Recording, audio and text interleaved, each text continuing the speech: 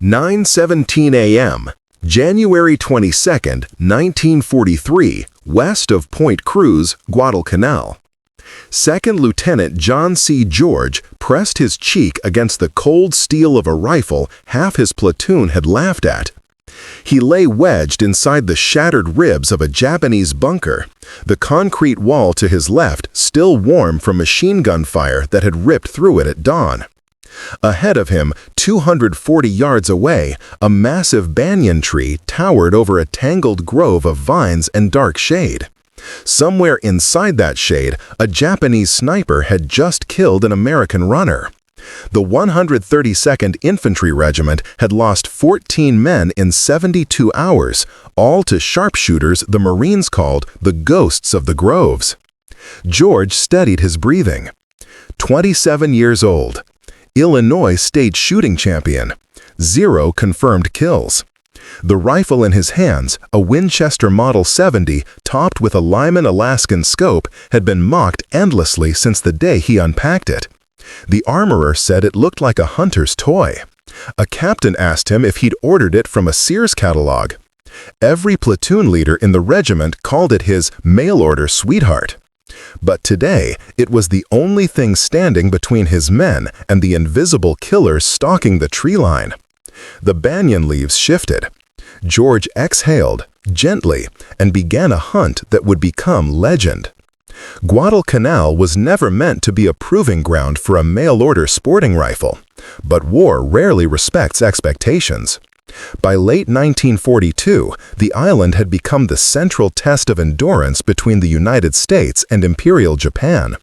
What began in August as a desperate Marine landing had turned into 6 months of attrition, soaked in monsoon rains, malaria, hunger, and fear.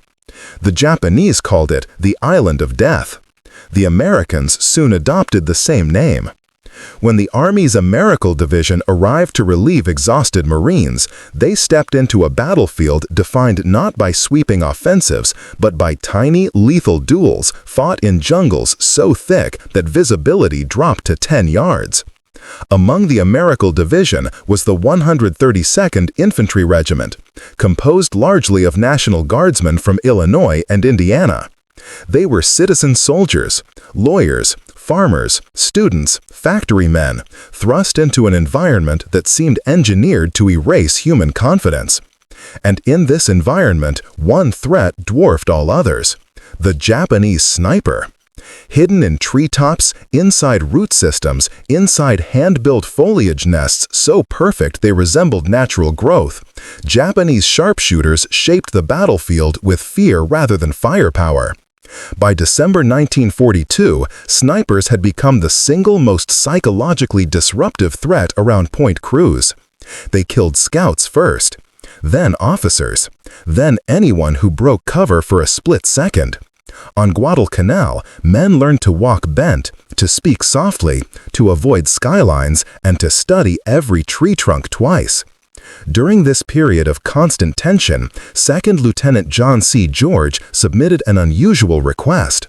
He wanted his personal rifle shipped from the United States to the South Pacific. Why a personal rifle?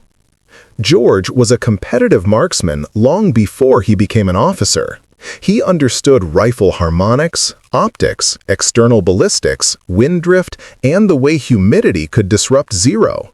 He trusted a bolt-action Winchester far more than the standard-issue M1 Garand. While the Garand offered semi-automatic speed, its iron sights limited precision. The Winchester Model 70, with its sporting pedigree, free-floated barrel, and magnified scope, could exploit opportunities the Garand could never touch. But in the Army of 1942, personal weapons were unusual and frowned upon. The ridicule begins. When the rifle arrived at Camp Forest, packaged inside a wooden crate marked fragile, the comments started immediately. "Is this for deer or Japs?" the armorer laughed. "You planning on hunting squirrels, Lieutenant?" a sergeant asked. A captain said, "Leave that toy in the barracks. Take a real rifle." But George knew something they didn't. War rewards precision, and precision comes from familiarity, not conformity. When the American division shipped out, the rifle didn't arrive in time. George spent the entire Pacific voyage watching others clean their brown-stocked Garens while his prized weapon sat in an Illinois warehouse. He submitted shipping requests repeatedly and heard nothing. Only after 6 weeks on Guadalcanal, in late December 1942, did a supply sergeant hand him the crate. Inside lay the rifle he had worked night shifts to afford, nearly 2 years of National Guard pay. And just in time, because Point Cruz was becoming the deadliest sniper nest on the island. Point Cruz was not a battlefield in the traditional sense. It was a labyrinth, a tangle of ravines, elephant grass, half-collapsed coconut plantations, and abandoned Japanese defensive pits. Nothing was flat, nothing was silent, and nothing stayed still for long. The terrain west of Point Cruz narrowed into a series of jungle corridors bordered by steep ridges that the Japanese had long ago converted into hidden sniper galleries. The Imperial Army's elite marksmen, often veterans of China, were experts in camouflage, patience, and psychological warfare. Their mission was simple: stop the American advance through fear and attrition. Every time a soldier stood to adjust his pack, a single shot cracked. Every time a runner dashed between companies, another body fell. Every group that moved in daylight did so knowing invisible eyes followed them. By January 1943, the snipers formed what American officers grimly called the Ring, a semicircle of concealed sharpshooters who controlled the groves near Guadalcanal and Point Cruz with near supernatural precision. They operated high in banyan trees, inside root crevices, beneath fallen logs, or from shallow pits covered in ferns that looked indistinguishable from the surrounding jungle. Some lasted days without moving. Some fired once, then shifted 100 yards in the night. Some never shifted at all, and never missed. The 132nd Infantry Regiment rotating into this sector had no time to adjust to the rhythm of sniper warfare. The killing begins. Within 72 hours of entering the groves, the regiment had suffered. A platoon runner shot through the throat. A machine gun assistant hit between the eyes while lifting an ammo belt. A corporal struck while whispering a range estimation. A lieutenant killed the instant he stood to get bearings on a map. Men stopped standing entirely. Conversations dropped to murmurs. Even the sound of a canteen being unscrewed could draw fire. By January 10th, the regiment was exhausted, dehydrated, and demoralized, and they hadn't even begun their planned push westward. The commanding officers needed a solution. Instead, they got John George. The rifle reappears. George had carried his Winchester everywhere, ignoring the direct order to leave the toy behind. It was never far from his hands. He cleaned it religiously. He worked its bolt by feel in the dark. He memorized its zero and recalibrated it for Guadalcanal's humidity. Men continued to mock him, quietly now because the jungle punished noise, but the jokes persisted. "Mail-order sweetheart," they whispered. "Who brings a deer rifle to war? Scope's useless. You can't see 50 yards in this jungle." Yet George saw things others didn't. He noticed fleeting shadows. He studied tree lines. He tracked movement that didn't belong. He watched how the Japanese fired, and from where. The first sign. On January 21st, near dusk, George spotted a flicker in the canopy, a shifting of leaves inconsistent with wind direction. Using his scope, he traced the disturbance and found what looked like a slight indentation in the bark of a tall banyan tree. It wasn't a nest. It was an exit hole, burned slightly around the edges, from a sniper's rifle, a subtle signature of firing heat. Most soldiers would never see it. George saw it instantly. He tracked the angles, calculated distance, measured likely positions, then crawled through mud and roots to mark the location, confident he'd found one of the killers. At dawn, he returned alone with his Winchester. He set into position amid shattered logs and rust-colored soil. He steadied the rifle. He waited. At 9:17 a.m., the leaves trembled again. A single breath escaped him, controlled, deliberate, as his finger tightened on the trigger. The sniper war of Guadalcanal had just changed trajectory, and nothing about Point Cruz would ever be the same again. Before the shots, before the legend, before 11 snipers fell in 4 brutal days, John George was simply a quiet, analytical young officer whose confidence came not from bravado, but from discipline. Unlike many frontline leaders of 1943, George had no illusions about war. He had studied it deeply. He understood how terrain shapes tactics, how humidity affects ammunition, how elevation alters bullet drop, how fear corrodes judgment. He was not a natural warrior. He was a thinker. And thinkers in combat often make others uncomfortable. At Camp Forest, while other officers spent evenings drinking or playing cards, George spent his time practicing slow breathing drills, tracking moving targets across improvised ranges, and teaching younger soldiers trigger discipline. What separated him most was an almost obsessive familiarity with his rifle. To George, a rifle was not simply a weapon, it was a tool of precision engineering. He tuned his Model 70 like a craftsman refining an instrument. He polished the feed ramp. He learned the exact poundage of the trigger brake. He adjusted the scope for varying light conditions. He tested ammunition lots until he found the one his barrel liked. Other officers mocked him for treating the rifle like a cherished personal possession. But when he described wind drift, barrel harmonics, and optical clarity, he wasn't boasting. He was explaining the science of survival. Even before Guadalcanal, George understood a simple truth. Skill does not guarantee safety, but it increases the odds. After arriving on the island, George moved differently than the rest of his regiment. He watched tree limbs instead of ground trails. He listened to bird silence. He studied Japanese firing techniques. He recorded distances in a pocket notebook. He had no confirmed kills when he entered Point Cruz, but he had something far more valuable: the mindset of a hunter who respected every inch of the jungle and every enemy who hid within it. His men didn't fully understand him.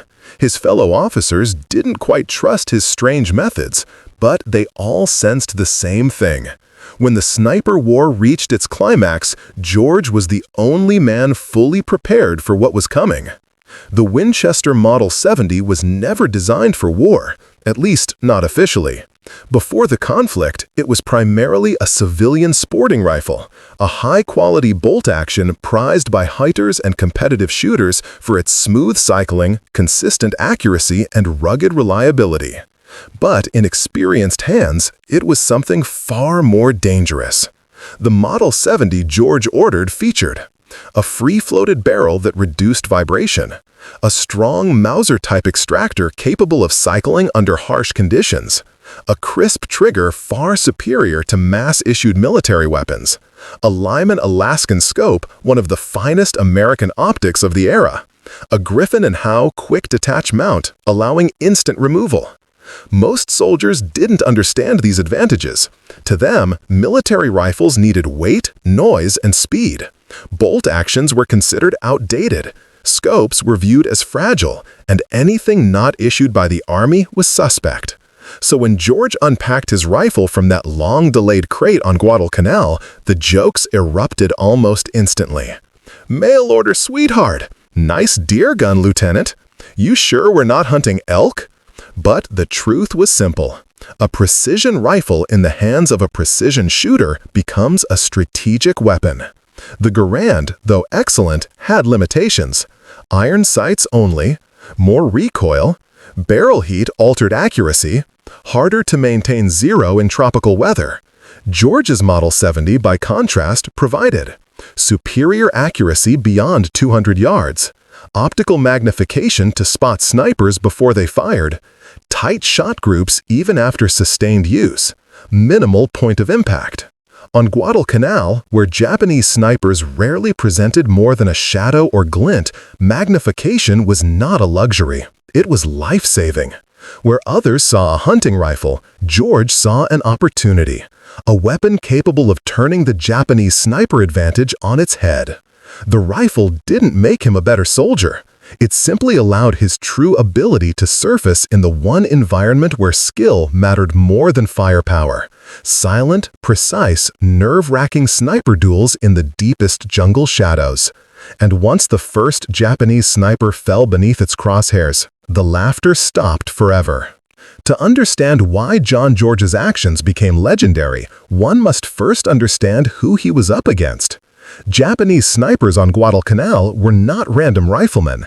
They were specialists, trained, patient, disciplined, and utterly committed to their mission. Many were veterans of the brutal war in China, where urban combat and long-range engagements sharpened their marksmanship to surgical levels.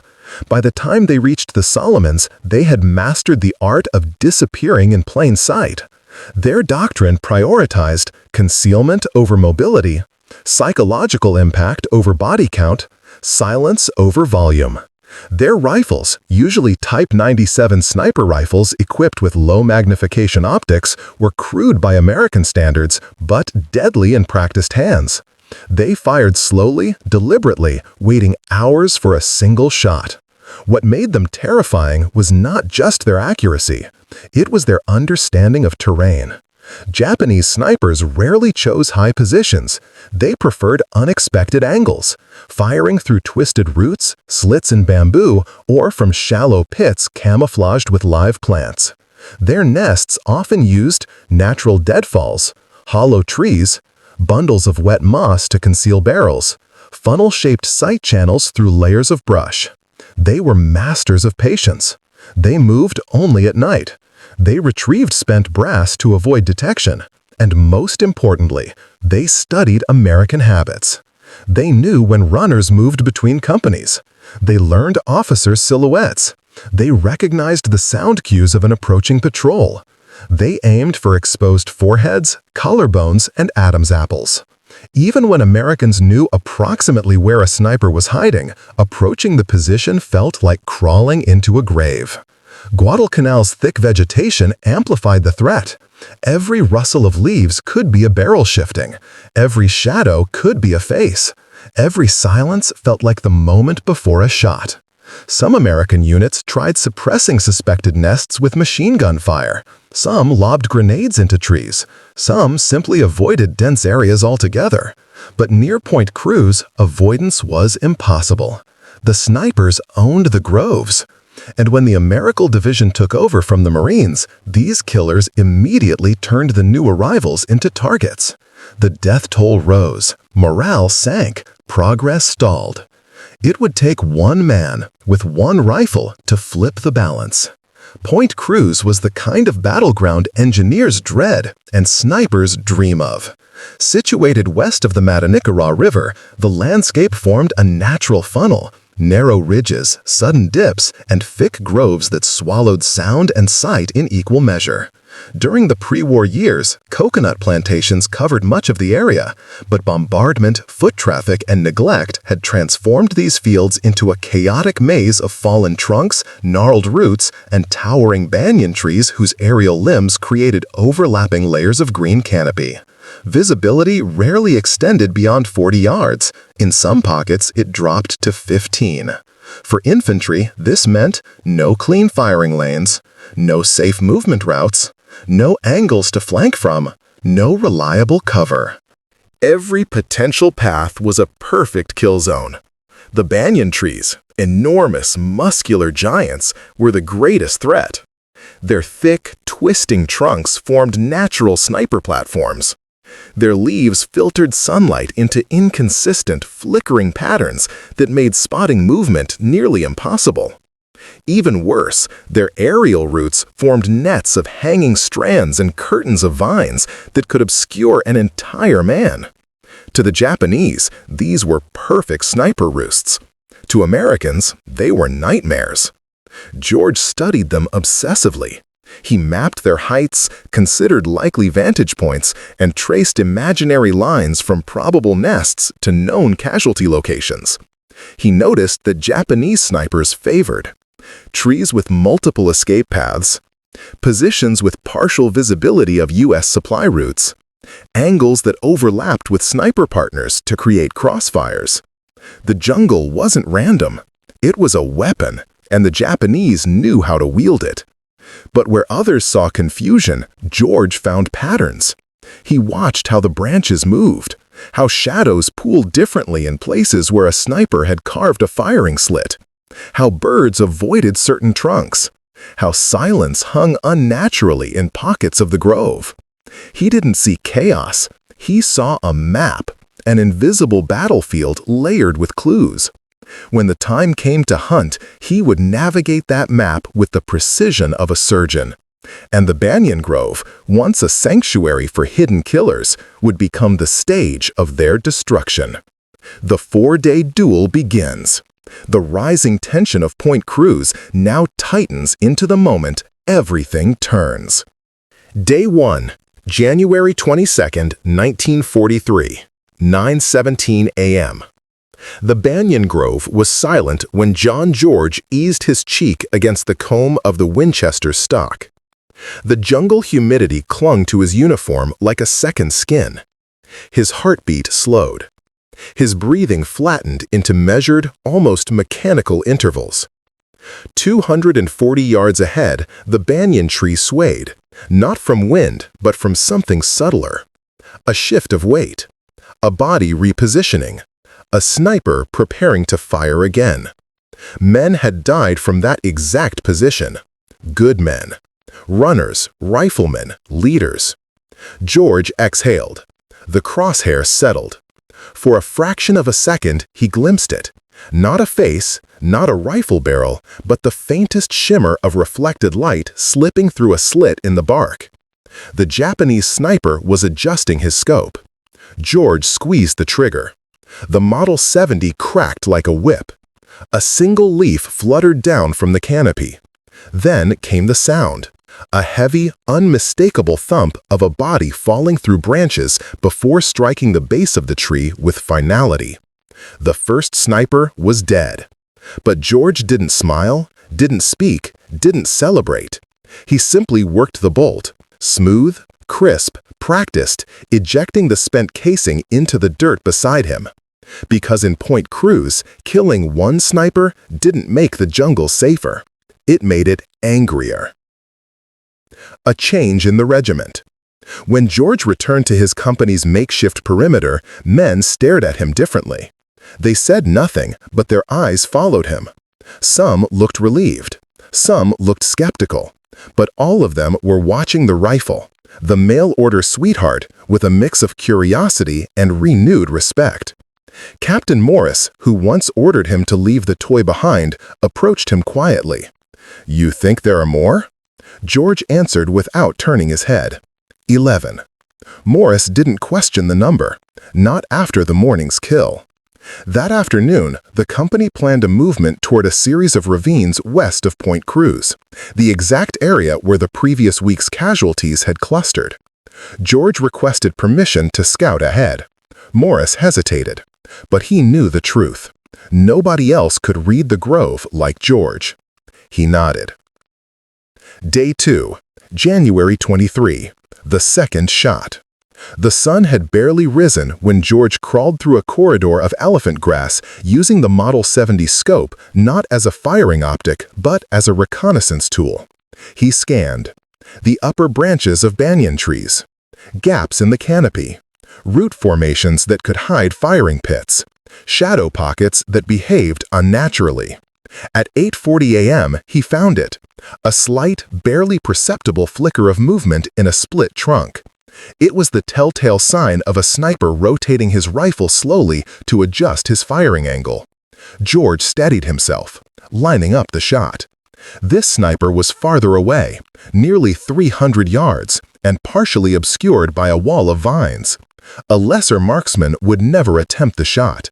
George did. He accounted for wind drift. He measured drop. He anticipated how the vines would deflect sound, but not the bullet. He fired. The shot cut through the vines, through the slit in the trunk, and into the sniper's rib cage. A faint clatter of wood followed as the rifle inside the trunk slipped from lifeless hands and struck the inner hollow. Second sniper down. 2 kills in 2 days. The Japanese notice. The Japanese force near Point Cruz was not ignorant. They recognized patterns. They analyzed enemy behavior. They communicated silently across hidden networks of snipers, scouts, and officers. By the afternoon of the 23rd, they had deduced something alarming. An American sniper hunter had entered the groves. This was not common. Americans avoided sniper duels unless forced. Their doctrine emphasized movement, not patient hunts. But someone skilled, was systematically eliminating their best marksmen. They met in small, hidden groups, whispering over hand-drawn maps scratched into the dirt. They repositioned. They adjusted firing lanes. They narrowed their focus. The Japanese weren't just hunting Americans now. They were hunting George. Day 3, January 24. The trap. George entered the groves before dawn, moving through a corridor of dead coconut palms that offered minimal cover. He sensed something different. The jungle felt watched. Not in the usual omnipresent sniper way. This felt concentrated, focused. At 10:12 a.m., a single rifle shot cracked, but it wasn't aimed at a moving man. It struck deliberately to his left, just beyond his concealment. It was bait, a lure. The Japanese were attempting to force him into a kill zone. He didn't move. Instead, he used the Model 70 scope to trace the angle of the shot. He scanned the opposite ridge. He searched high in the banyan layers, then lower. Nothing. Then he saw it. A thin wisp of smoke curling through a leaf cluster 20 yards above the forest floor. A rushed follow-up shot. The shooter was nervous. George realized there were 2 snipers, one on the right, one above. A coordinated trap. He shifted slightly, adjusting the rifle. He fired at the higher sniper first, striking him just below the clavicle, sending the body tumbling from the branch. Before the second sniper could react, George worked the bolt and fired again, hitting him through a narrow V-shaped gap in the foliage. 2 more kills.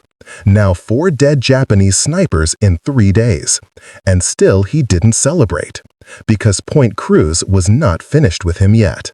The jungle did not rest, and neither did the snipers. Day 3. The tree that breathed. January 24th, late afternoon. The heat was different that day. Heavy, shimmering, almost alive. Steam rose from the churned mud, and the banyan groves around Point Cruz seemed to tighten like a fist. George had already killed 6 snipers. 6 men who had stalked his regiment with silent, patient cruelty. 6 men who had watched Americans from treetops, from holes, from branches camouflaged with moss and bark. But Japanese sniper doctrine had a final trick. The breathing tree. It was Sergeant Leland who spotted it first. "Lieutenant, something's wrong with that trunk." George raised the Winchester slowly, wiping condensation from the lens with the edge of his sleeve. A banyan tree stood 30 yards inside the grove, its thick roots spreading like tentacles. But something about it pulsed, a movement so faint anyone else would have missed it. Not George. He waited, counting heartbeats, waiting for the telltale shift. There. A ripple under the bark. A faint shimmer of metal beneath a thin sheet of foliage. A rifle muzzle disguised as part of the tree. George felt a chill crawl down his back. Sniper, mid-left root cluster, well concealed. Only a 2-inch target. "Can you take it?" Corporal Ridge asked. George didn't answer. He exhaled. The jungle went still. For a moment, he heard nothing but the rhythmic thump of his pulse and the faint hum of insects. Then, crack. A muffled thud echoed from the banyan. The trunk recoiled. A man, painted head to toe, barely human, slipped sideways from the camouflage mat and dropped lifelessly between the roots. 7, George whispered. But he didn't celebrate. The Japanese had better camouflage, better fieldcraft, better patience. The Americans had only one advantage out here: him. The Japanese had finally understood the danger. By day 3, intercepts and scouting reports revealed that an American with a civilian precision rifle was killing their most valuable snipers. They responded the only way the Imperial Japanese Army knew how: send hunters to kill the hunter. George sensed it before anyone else. The groves felt wrong. Birds stopped singing. Shadows seemed to follow them. Captain Morris approached cautiously. "George, intelligence says they dispatched a 3-man sniper cell specifically for you." George didn't flinch. "What direction?" Morris hesitated. This was the moment he fully realized the man he once mocked was now the calmest soul on Guadalcanal. "East, near the ravine line." George simply nodded. "Tell the men to stay low. They're not after them." The ravine. It happened at dusk. Orange light filtered through the palm leaves, turning the battlefield into a silhouette world of shadows and molten color. The ravine near Point Cruz was a narrow slash in the earth. Thick vines along the walls, ferns at the base, roots hanging like ropes from the lips several feet above. Perfect sniper country. George took one careful step, then another. Ridge whispered behind him, "Sir, this doesn't feel right." George froze. A faint glimmer. Not metal, a reflection from an eye. One sniper was hiding halfway up the ravine wall, face painted clay black, body lashed to a tree trunk so he could hold his position without shifting. George barely had a second to react. Crack! The Japanese sniper fired first. A puff of soil erupted inches from George's boot. He dove sideways behind a rotted stump. Another shot. Splinters exploded across his sleeve, grazing it. George did not panic. He knew the pattern. Japanese snipers often fired 2 quick shots to force movement. He waited for the third. The third shot never came. This wasn't a typical sniper. This was a hunter. Silence. Deadly silence. He changed angles. George rolled left, planted the Winchester against his shoulder, and aimed for where the camouflage was weakest, the smallest spot where the vines bent unnaturally. He saw it, a twitch, a shift in air. He squeezed. Crack! A body sagged, still tied upright to the trunk. 8. But before he could even catch his breath, a shot rang out from the opposite side of the ravine. George jerked his head down so fast his helmet nearly flew off. Another sniper. He slid behind a fallen palm, mud soaking through his knees. Ridge returned fire blindly with his Garand, shots echoing off the ravine walls in chaotic ricochets. "Hold your fire," George barked. "You're giving him direction." Ridge went quiet. George inhaled, listened. The Japanese sniper had made a mistake. He'd fired too quickly after his partner died. Snipers worked in pairs. This one had let emotion override discipline. George used it. He angled the Winchester low, near a cluster of dried leaves beside a boulder. A foot, half covered in debris. The Japanese sniper was repositioning. George fired. The scream confirmed it. 9. Day 4, the final 2. At dawn the next morning, a light fog clung to the undergrowth, turning the Point Cruz groves into pale, ghostly shapes. The regiment was exhausted, but the snipers were still out there. 2 remained. George's job wasn't over. The most dangerous shot. The final 2 snipers were different. They weren't scattered. They were working together. High, deep, and dangerous. George located them after an hour of slowly circling the grove edge. They had chosen a terrifying position, a massive breadfruit tree with interlocking branches nearly 80 feet up. From there, they had a perfect view of the American positions, and a perfect view of George. He spotted one of them through a small gap in the canopy, but the angle was brutal, almost vertical. The margin of error was microscopic. Ridge whispered, "Sir, this one might be too far." George allowed himself a tiny smile. "I didn't order the rifle for close shots." He planted his boots firmly, leaned against a root for stability, and aimed upward at an angle that made his arms tremble. He waited.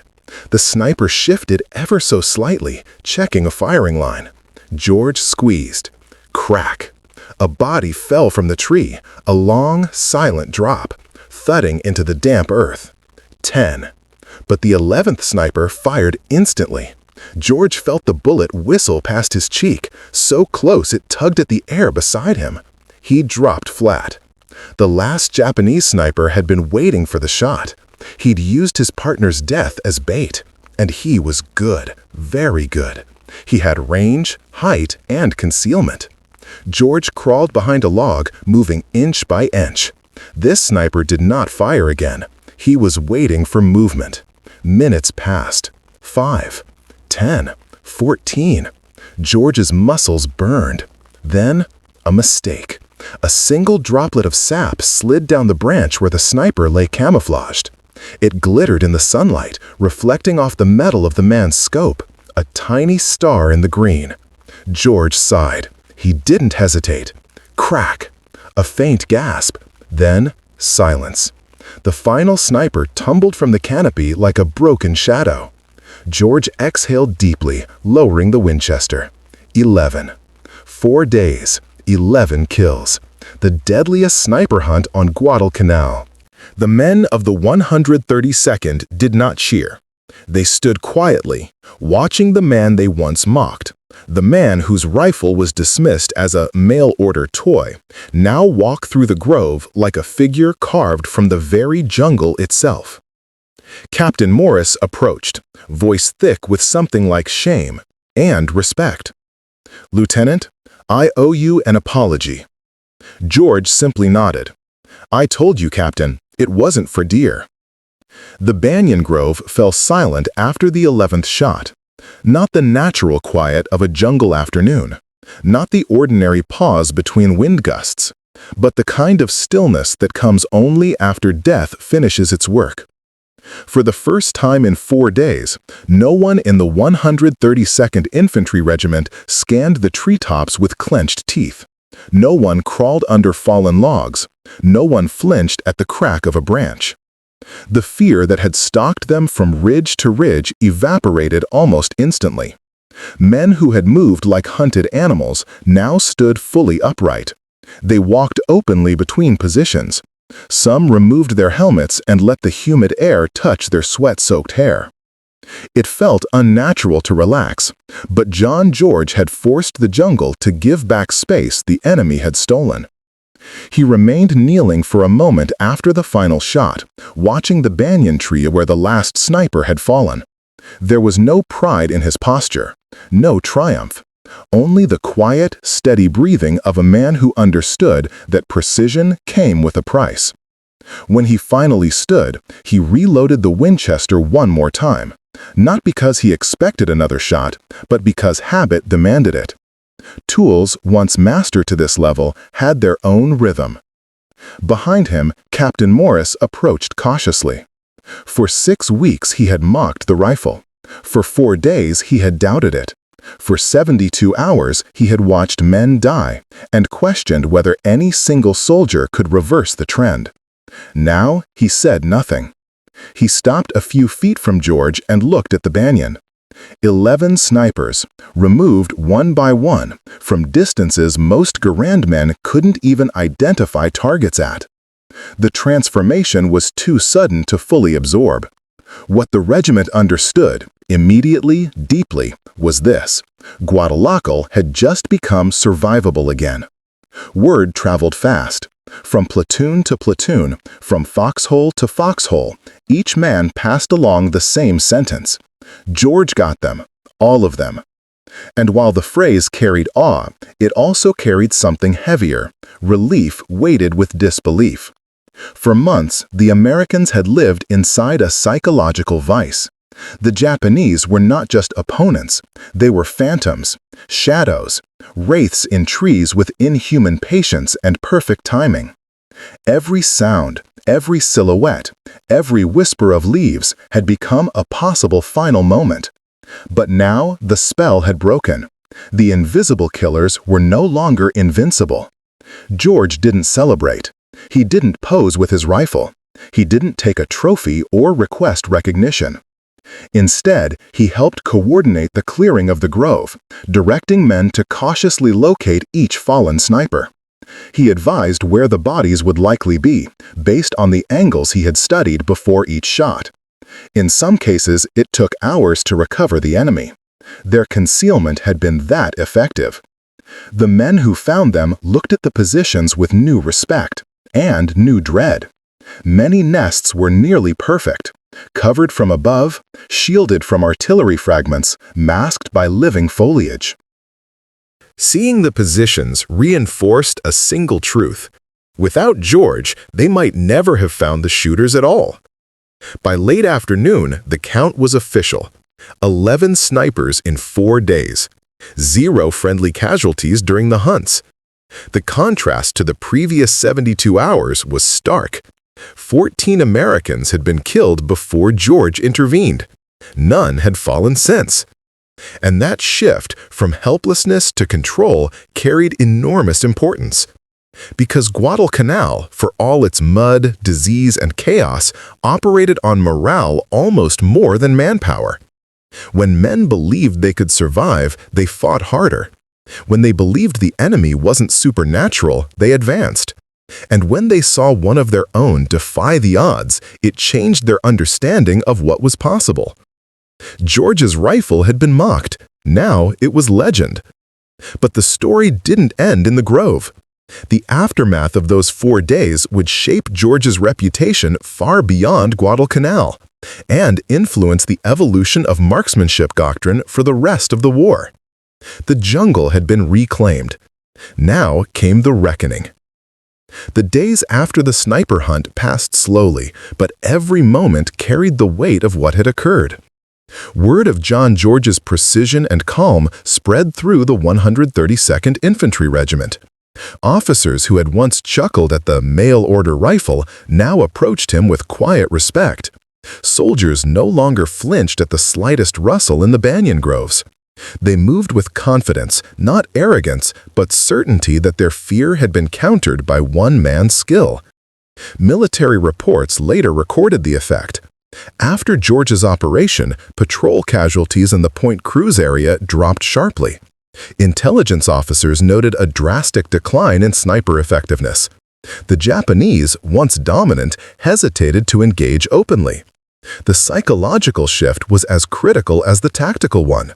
Survival was now achievable where it had seemed impossible. George, however, remained focused on practicalities. He meticulously inspected his rifle, cleaned it with care, and double-checked ammunition. His concern was never for glory, but for the men relying on him.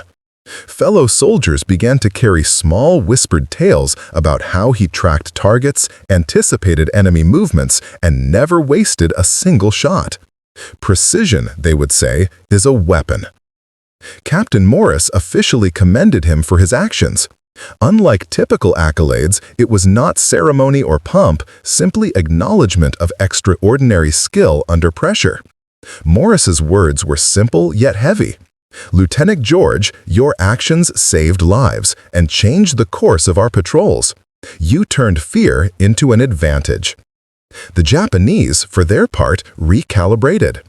They recognized that American snipers were not only present, but could be devastatingly effective when led by someone who understood both human behavior and terrain intimately. Future Japanese sniper tactics incorporated more extreme concealment and coordinated pairings. A tacit admission that George's method had exposed vulnerabilities in their approach.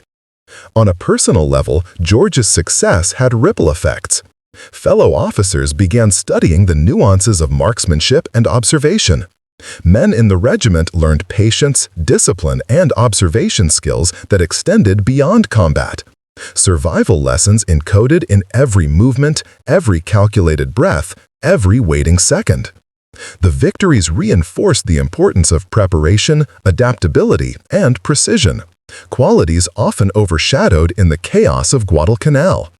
Despite the acclaim, George's demeanor never shifted. To him, each sniper taken was a calculation executed, not an opportunity for heroics. The toy rifle, once derided, had proven superior through his meticulous understanding and application. His experience highlighted a broader lesson. Technology alone didn't win battles. Mastery of it, combined with patience and intelligence, could alter the balance of life and death. In letters home, George downplayed the events, attributing success to careful observation and the support of his men. Yet historians and military analysts later identified the Point Cruz sniper campaign as a turning point in small unit tactics on Guadalcanal, demonstrating how a single skilled marksman could shape broader operational outcomes. 11 enemy snipers neutralized in 4 days was not just an extraordinary feat, it represented a psychological and tactical breakthrough in jungle warfare. By the end of January 1943, the 132nd Infantry Regiment had regained confidence. The men moved with purpose, supply lines became more secure, and subsequent engagements were executed with increased boldness. Guadalcanal remained brutal, disease-ridden, and unforgiving, but the events surrounding John George became a study in how courage, skill, and ingenuity could tip the scales even in the densest, most dangerous jungle. As soldiers continued their campaign, George's actions quietly became legend within the regiment. His rifle, the mail-order sweetheart, became symbolic of what focus, preparation, and expertise could achieve under the most extreme circumstances. 4 days of measured, precise action had transformed not only the outcome of local engagements, but the mindset of every man who witnessed or heard of his exploits. The aftershocks of those 4 days echoed long after the last body fell. Fear had been replaced with respect, hesitation with confidence, and mockery with admiration. John George had turned a simple sporting rifle into a weapon that redefined survival, strategy, and the very psychology of combat in Point Cruz. The jungle, which had once been a domain of terror and death, was momentarily held at bay by skill and discipline, a testament to the extraordinary impact of one man against the odds. The banyan groves of Point Cruz had witnessed countless deaths, countless moments of fear and hesitation. Yet in 4 days, one man had shifted the balance, not through brute force, not through numbers, but through focus, patience, and mastery of both rifle and terrain. John George's story is more than a tale of kills and marksmanship. It is a study in human precision under pressure. The laughter that greeted his mail-order rifle faded into awe because he understood the invisible layers of combat: timing, observation, and psychology. Every shot was calculated, every movement anticipated, every breath measured. He had become an instrument of survival, teaching not through words, but through action. This episode also reveals the profound impact of individual initiative in war. In the chaos of Guadalcanal, where fear could paralyze entire units, George's discipline became a stabilizing force. He proved that skill and patience could neutralize threats previously deemed insurmountable. In doing so, he redefined what was possible for a single soldier in the dense, lethal environment of jungle warfare. There is a deeper lesson in his restraint and focus. Victory did not come with celebration, nor did he seek personal glory. His calm amid danger, his refusal to succumb to adrenaline or fear, exemplifies the silent heroism that history often records only in numbers and outcomes. 11 snipers eliminated, lives saved, morale restored.